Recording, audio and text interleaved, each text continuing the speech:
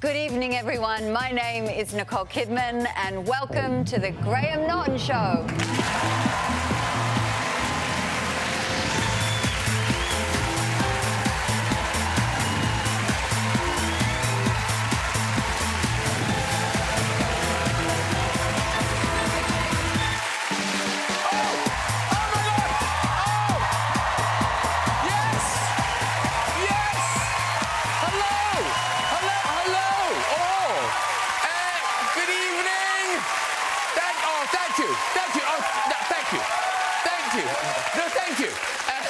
You're very welcome. Hey, a great show tonight, so you can just kick back and relax after a whirlwind week of election fever.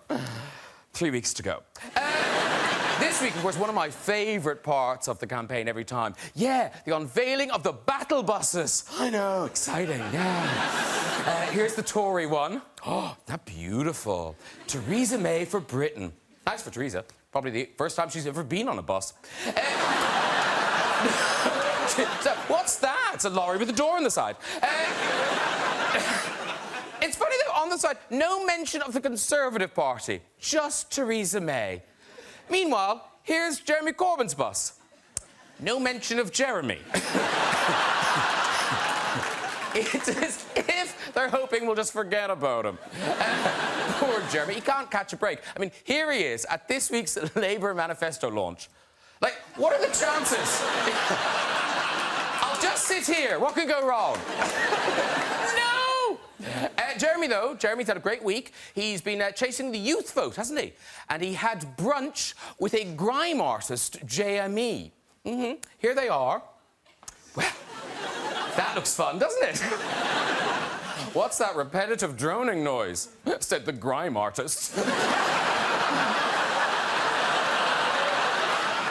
Meanwhile, the Prime Minister aimed a little older and met some ladies from the Women's Institute. Now, there was a slightly awkward moment when she said, "I'm Mrs. May," because they're working on plans for next year's nude calendar. On Wednesday, the Lib Dems manifesto came out. It would have come out sooner, but Tim Farron couldn't decide if it was a sin or not. Now, I don't... Leave it. It was a long time ago. Now, I don't know what my audience will think of this policy, but the Lib Dems want to legalise cannabis. It's not going to work, Tim. Farron has said that he thinks the Lib Dems will win enough seats to be the official opposition. Yeah. So not just legalising cannabis, he's also been smoking it. Hey, let's get some guests on! We've got a special bumper night of music. Not only will we be having music and chat from the mighty Keith Urban, yeah, we'll also have the brand new single from the sensational Cheryl Crow, everybody! But first, it's a rare treat to welcome this man back. He's a star of stage and screen. His credits include The Good Wife, GoldenEye, X-Men, and a Tony Award-winning turn in Cabaret. Great Scott, it's Alan Cumming, everybody! There he is! Oh, beautiful indeed. Oh, lovely to see you. Alan Cumming! And joining Alan, she's the Oscar-winning star of Moulin Rouge, The Hours, and this year's TV hit Big Little Lies. It's always a pleasure to welcome back one of my favourites, the beautiful and talented Nicole Kidman! Woo! Wow! Hello! Hi! Come in, sit down, Nicole. Don't forget to do that thing. Yeah. Woo! Because I was chatting to you backstage, I was just focused on this bit of you. I hadn't noticed the lovely... The split. The split! Which I've now covered. No, it looked great. Give us a look, Nicole. Welcome both. Oh. It's a lovely night, lots of music. Are you a fan of any of the acts we're having on, Nicole? There's one particular, actually both, because yes. I have to say. Yeah. But you're not married to Cheryl Crow. Yeah. that is true. I'm a fan of both of them. Excellent, excellent. And very nice of Nicole Kidman to be, because presumably you're dashing off to Cannes. I'm going to Cannes, yeah. Because have you guys bumped into each other at Cannes? Because you've hosted events at Cannes, haven't you? Have you, Alan? Yes, I hosted the Cinema Against AIDS Gala de Amphar thing. I'm doing that this year. You are? Yes. Oh. Well, Alan's got some tips. As As in back out. Yeah, no. So when I did it, there was like, they have these auction nights. It's like a big fundraiser thing, you know? Yeah. And this was really sad. You know Ryan Gosling? Oh, yes. Yes. He came on, and the thing was, I didn't have to introduce this, thank goodness. I said, go on after him. They said, what we're going to do is Ryan Gosling will make out with anyone in the audience, right? Man or woman. And He offered that? He offered that. I will not be offering that. Well, you never know. Well, guess what, though? How much money? This was what happened. Yeah, This is what was terrible. So they said the bidding starting at $40,000 or 40,000 euros or something, and there was like crickets, and Ryan Gosling standing there like, you know, licking his lips, getting all ready, and nobody bidded. Nobody bidded, and poor Ryan Gosling had to walk off. Nobody took it. I was like, take the ticket, start at 500. You know what I mean? And it was just too much money. I don't know, or everyone was just too... couldn't be bothered. But it was just awful. mortification. I just thought, poor boy. Just the sound of his footsteps. Going Yeah. click. At least he's bounced back. You know, he hasn't let it dog him. No, he But really that's hasn't. a good tip, because Yeah. offer it at like 100. Offer it lower and start up. $100. Yeah, 50 pence. Go low. Go low. 50 pence for a snog. You go to Cannes a lot, Nicole. Yeah. And you've got about 4 things at Cannes this year. I do. So how does that But work? I'm small roles in some of them, and No they're... small roles, only small actors, Nicole. It's about me. I had a really good... Pivotal roles. kind of pivotal in some of them, and sometimes just supporting a friend, where I've done something for a director friend of mine, or you would have done that, right? Where Yeah, you've done roles, sure. and then I've got... Yeah. Anyway, get me out of this. Because is that how you pick films? Is it more to do with the director than anything else? No, I think I'm so spontaneous. Sometimes I'll choose things because of a script, and I'll hope the director that finds its way to the piece is good. But yeah, I'm very drawn to auteurs, and an auteur is someone that basically has the vision for the project and crafts it. Because is it because of James Wan? Is he a friend of yours, James Wan? Oh, yes. Well, no, because this is I was surprised to read, but you're going to be an Aquaman. I mean, you're not Aquaman, but you're in it. I'd love to be Aquaman. I'm the Queen, Atlanta. Of course you are. Yeah. I was like, my daughters were like, do you get to wear a crown? And I'm like, yes. Do you get to have a tail? I said, I can't answer that. But anyway, and then I said, I get to wear mother of pearl all over my body. Oh. And they were like, oh, do it, Mummy. so I get to wear a crown. Do you get a shell bra? You'll have to wait and see, Greg. I'll come back and talk about it. That's a good action toy in your future. Oh, yes. But I wanted to have some fun, you know. But now, talking to directors, Sofia Coppola, obviously, Yes. she is one of the auteurs you were talking She about. is. And she's directed your latest film, The Beguiled. Now, it's out later in the summer. It actually opens here on the 14th of July, I think. So it's set in the Civil War, and it's a very kind of female-led story, am I right? Yes, and the great thing about The Beguiled also is that it's a female director. I mean, there's young children in it, young girls, and then there's Kirsten Dunst, myself, and Elle Fanning. I play the woman who runs the, well, it's an orphanage, but it's more, because it's the Civil War, you're not sure, but it's a school. And then the things that happen. And then Kirsten plays a governess at the school with me, and we run the school, and we have the young girls who live there. And then there's one man, Colin Farrell. Wow. He's a darling. Popular choice. Well, the weirdest thing is Colin and I are in 2 films together. We did 2 films back to back. We did The Killing of a Sacred Deer, another light fare. No. Yeah. No, but isn't and that's at Cannes But as that's well. the same guy who directed The Lobster. Did anyone see The Lobster? Oh, that was great. Yeah. I loved that film. Yeah. Great guy. Is it Yes. like is it like The Fantastic. Lobster? It's weird. Good. Yeah, We like it's really weird. We like I love weird. But now, you worked with Colin Farrell in this film, like, a lot. I mean, there was one scene, you filmed it more than I felt necessary. What? Are you talking about the sponge bath? Yes, Nicole, I am. Of course he is. Yes. So, the chances... Like, how long did you film the sponge bath for? About a day. I had to give him a sponge bath for a day. Okay. My husband's on this show. Can we move off this now? No, that isn't awkward, is it? Well, I guess it's always a bit awkward. Well, considering what we did in Sacred Deer, that was nothing. Okay. Then we should move on. Let's move off the whole thing. Alan, what's the thing you do? You Google people before you act with them. I Google people naked. No. I do.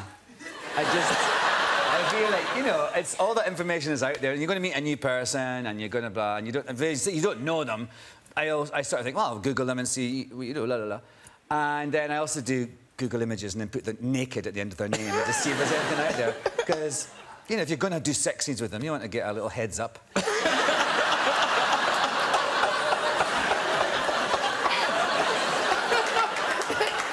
It's so different than looking for directors. I'm just going to Google them naked. My director naked. If it's out there, if it's on the interweb and it's there, you might as well have a look. Yeah. Now, it's time for our first musical performance of the evening. Now, is this what this is the intro I was planning. Can you... That's all accurate, isn't it? Maybe more than that. More than that? Oh, no, OK. No, I'll go with more. Yeah. OK. I'll try. Here we go. Way more than 4. OK. He's won much more than 4 Grammy Awards. And is one of, no, the most successful American musician. He's not in America, but in America. Here performing a special version of The Fighter with our very own Melanie C. It is Mr. Keith Urban. Woo!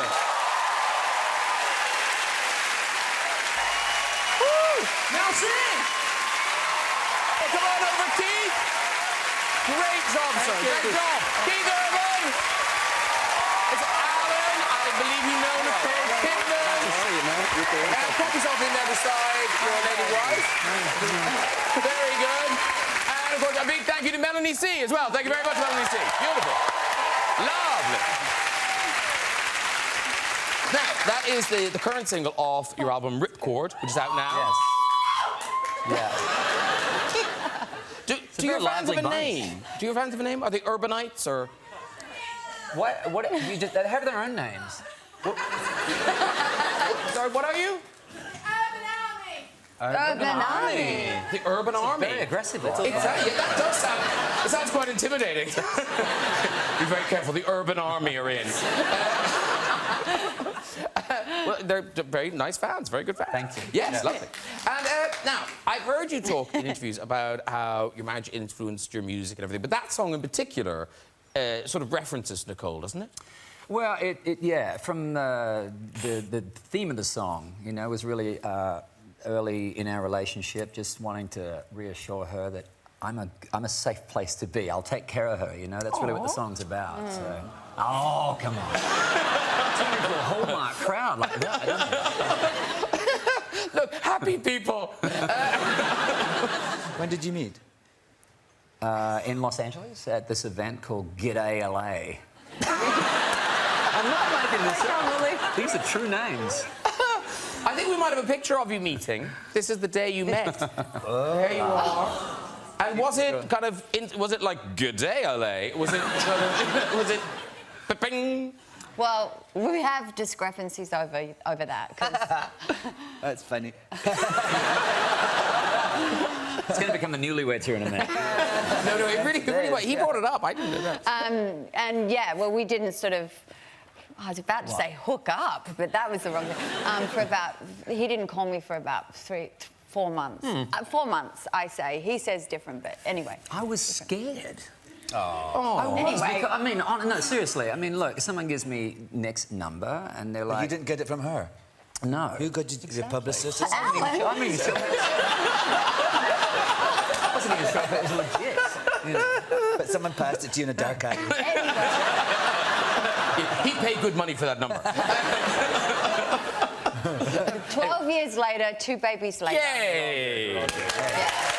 All good. Now, the last time you were here, Nicole, we enjoyed some of your early modelling work on the late lamented Dolly magazine. Graham. No, beautiful, beautiful, finely judged work. I was shocked that you found them. Don't worry, we're not showing them again. Oh, good. But we have. There is others. There are some lovely pictures of Keith.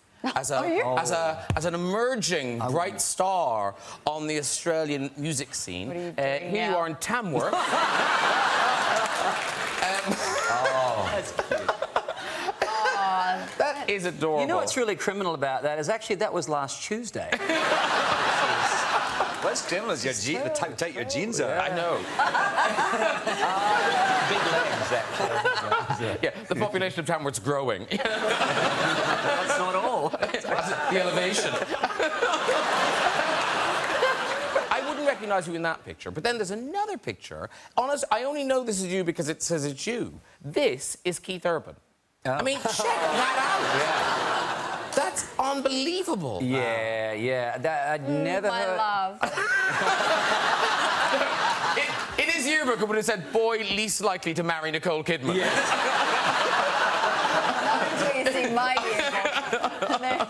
We need yours. We need flock of next seagulls. picture next. No, we've had Nicole in all her glory. We need no more.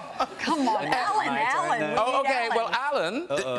It's in your book. This is there has to be a story or an explanation to this. Around the same time as Keith was wearing very tight jeans, What was that? you were on a school trip to Germany without jeans.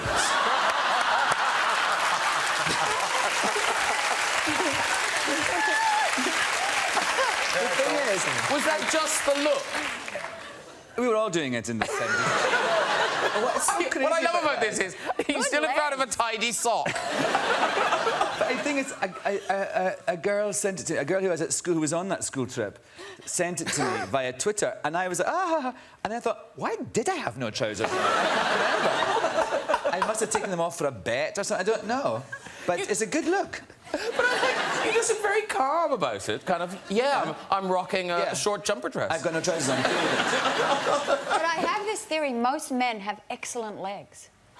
People say that. Yeah, right? It's not. It's like it's. I think what I think is interesting is that a lot of men have not body parts, but bits of the bodies that women desire, like slim hips, long eyelashes, and so I think women think that all men have better things that they want than them. It's not true. I've seen a lot of naked men. I know.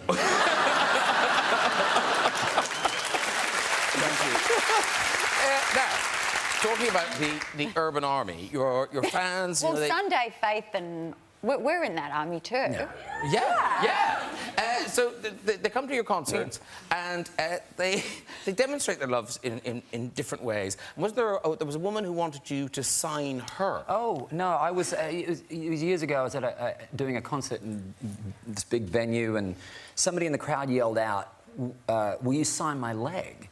And I thought, well, this would be a good moment, you know. Yeah. And so I'm like, yeah, come on up here, you know, because I thought this would be great. And this is years before I'd met Nick, and I thought this would be make a great moment on stage. And so she disappeared for a minute. I couldn't see her head. And the next minute she reappeared and then lobbed this prosthetic leg onto the stage, which landed with a thud.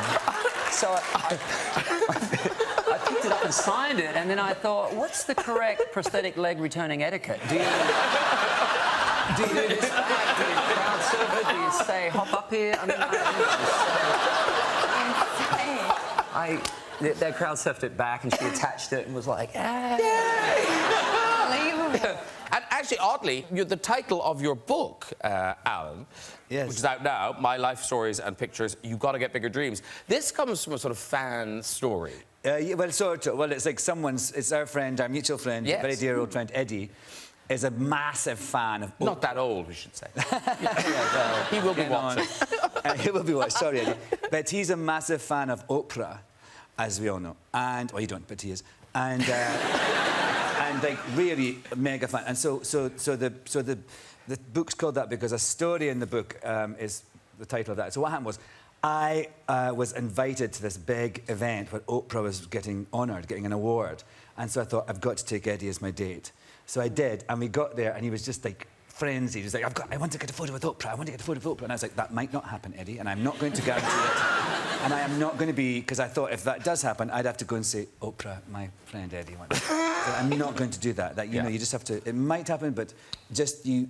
Anyway, I said, and you know how when people come up to me in bars and we're having dinner and they ask for a photo and how pissed off you get about that on my behalf. And he went, I see your point. I still want a photo.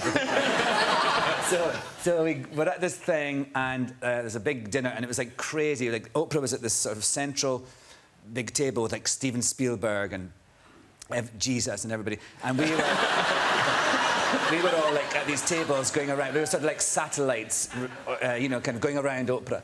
And Barbara Walters was hosting the thing, and she went, and here's Ishtak Perlman, and here's Jessie Norman. She's singing away. And then it's just like full on. And then at one point she goes, and now we're going to have a break. And after the break, Oprah. And we're like, oh my God! So Gail, Oprah's friend, came over to say hello to us. And we were at this kind of Siberia-like table. We were kind of near the loos. And I could see Eddie a bit like... And so, but Gail came over, so that was like the nearness of Gail, because she's Oprah's best friend. And then she turned around to talk to someone, and Eddie said, so her bum was right there, and Eddie said, take a picture, take a picture. so I take a picture of Gail's bum and Eddie's head, and then he went, and we saw Oprah, she was way over there, and he said, take a picture of Oprah far away and me and the thing. So I had this camera, I was trying to zoom it in, and it wasn't my camera, it was my husband Grant, so I was a little unused to it. I was trying to zoom it, and I got her in focus, and then suddenly she stood up. I was like, oh, you, Oprah. And she stood up and started, and I was like, oh, Christ. And then I realised she was coming towards us because she was going to the loo. And I was like, Eddie, she's coming. She's going to come right by here. She's going to totally come. This moment could happen. And so I'm trying to unzoom the thing to get back. And he's all freaking out. I can feel his energy. It's like a tingly little thing. And then he stands up and he kind of blocks her path. And I'm trying to fiddle the thing. And I hear him in this little choir boy voice going, Oprah, may I have a photo with you? It would be my dream. And Oprah went, you gotta get bigger dreams.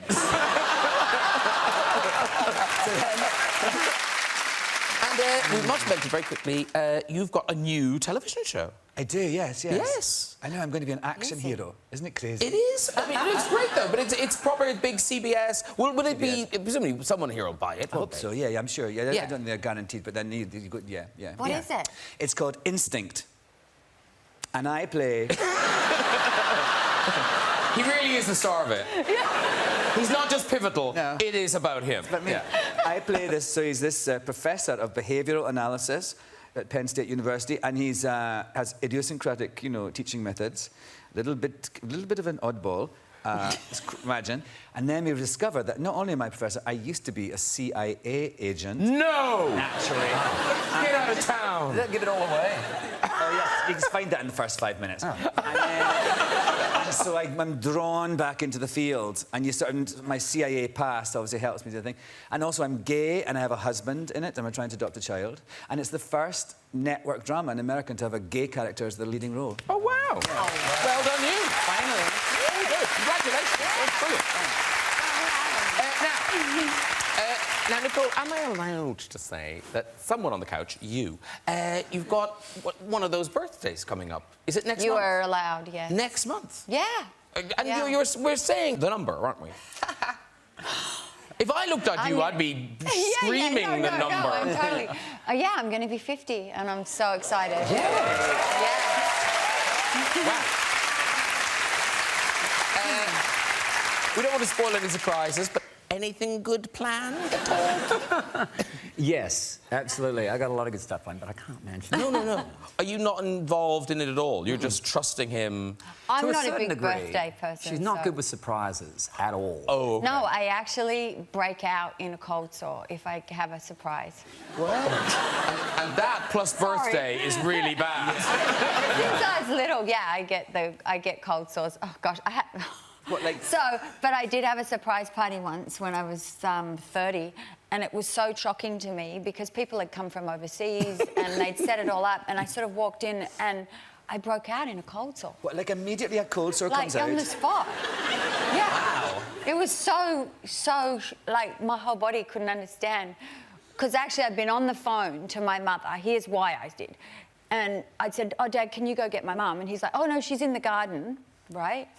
And then I walked in to the room, and my mum was there. And I called Australia, and this was in Montana, and I'm like, whoa. Yeah. And then I broke out in a cold sore. Of course. And the night was awful. I was like, I gotta go. I feel revolting. I gotta go home. No photographs. Yeah. And also the other thing with the surprise party, I mean, I'm sure some people love surprise party, but as a girl, you kind of want to be dressed and ready for it, and kind of, you don't want to be in your sweatpants and a t-shirt and everyone else is all dressed up and you've got a cold sore. And but Keith, the 40th, Is that on the right here? Come in and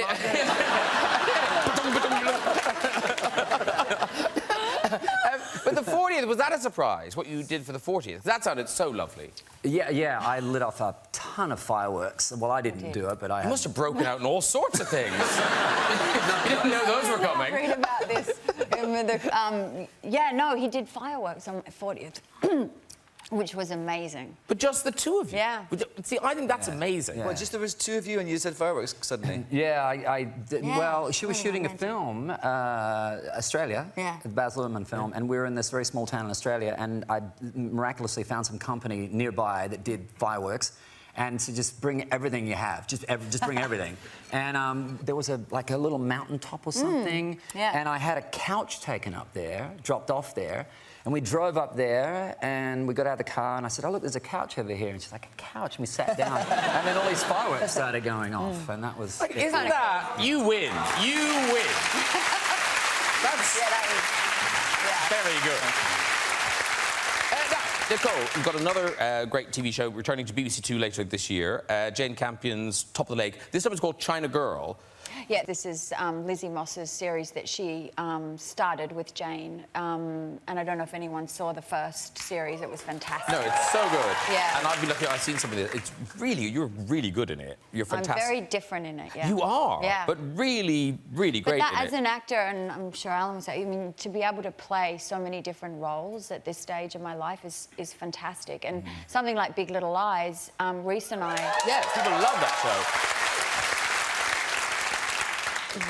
That came out of frustration because we were like, well, we're not being offered really complicated, interesting roles right now, so we need to kind of go and do it ourselves. So that, and then we were able to offer our friends roles, Laura Dern and Shailene Woodley and all of the women that are in it are friends of ours. So we were able to sort of generate work not just for ourselves but for our friends, and that felt really cool. There's one of those things, because it's Jane Campion, you... No, this was Big Little I know, but top of the lake. Sorry. Yeah, Top of the Lake, Jane Campion. But it's always that embarrassing thing where you don't want to assume that Australian people know each other just because they're from Australia. But you have known her for donkey's years, haven't you? Jane discovered me in a drama school when I was 14 years old. Wow. And she cast me in her student film at the time. And we have a friendship, you know, and I'm now 50, so, I mean, that many years. And that, to me, is what the great thing about this industry is when you can have that journey together. And But you nearly didn't, because didn't you not do that student film? I didn't do the student film because I very much regret it. But I didn't do it because she wanted me to wear a shower cap and kiss a girl. And I was 14 at the time, and I was like, no. I want to kiss a boy, and I want to have Which nice is worse, hair. the shower cap or kissing the girl? I would say the shower cap. The shower cap was really bad. And now I'd be like, yes, please. No, but I'll the trouble kiss a girl, I'll the trouble wear is, a shower I'd be cap. showing you clips of it now, so you're glad you didn't do it. It's all... No, it's a fantastic film. Are you is it? kidding? Oh, I wish I was in it. Do we know anyone who was in it? Who played you? There you go, see? Doesn't matter, Alan. A really good Australian actress who... I don't know. But they're really good in Australia. They're excellent. They won't be throwing things at the television right now. Really? She's a really good actress. We'll cut this bit out, don't worry. Or we'll just dub in her name. My voice. Mary Smith. Right, it's time for music. This lady is a 9-time Grammy Award winner, awkward, and has sold over 50 million albums worldwide. Here performing, it's not a competition, here performing her new single, Be Myself. Please welcome Cheryl Crow! Come on over and join me, Cheryl Crow! Beautiful job, thank you so much. Thank you. Lovely to see you. Come and see the others. There's Alan, Keith, Nicole, Cheryl.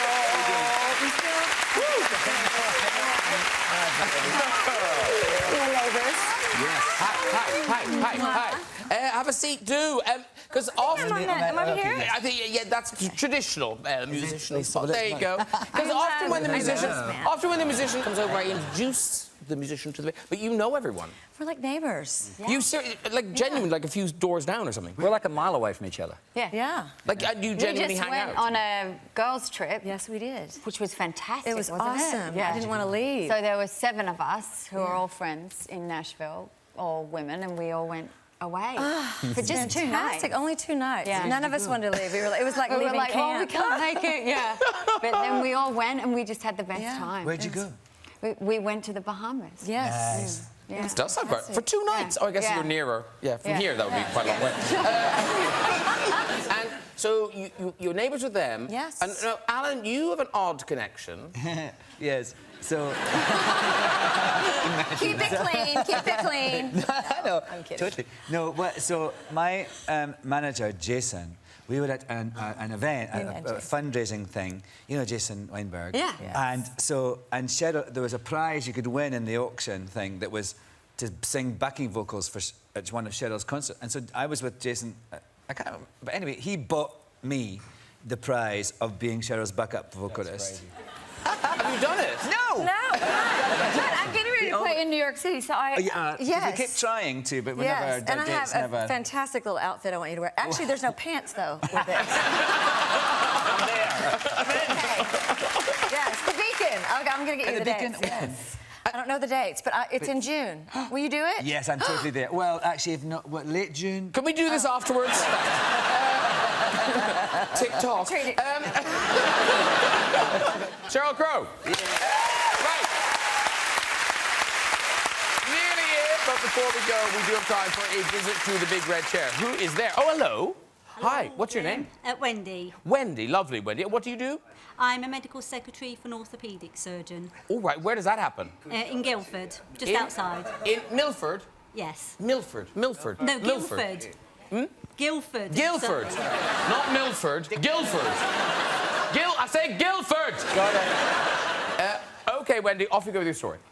So when I used to live in Cumbria, there are loads of pubs, small market town, and we used to go for drinks every Saturday night, big pub crawl, race from one pub to the other, last one in had to buy the drinks.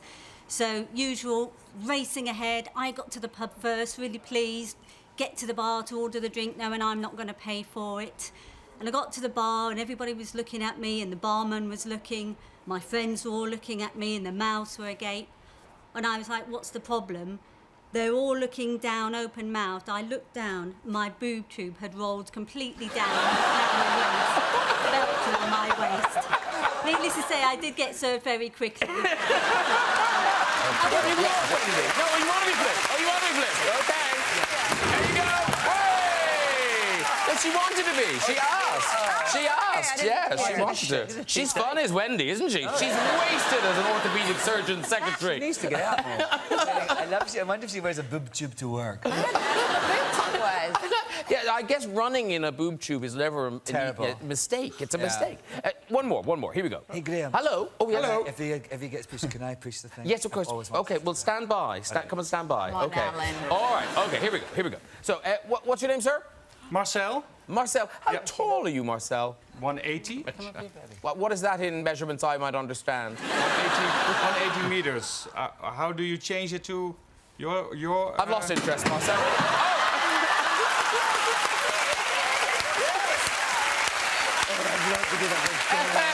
Thank you, Alan. Well done, everyone. If you'd like to join us on the show and have a go at the next chair, you can contact us via our website at this very address. I'd say about 7 feet tall. And that is it for tonight. Please, a huge thank you to my guests, Cheryl Crow, Cumming,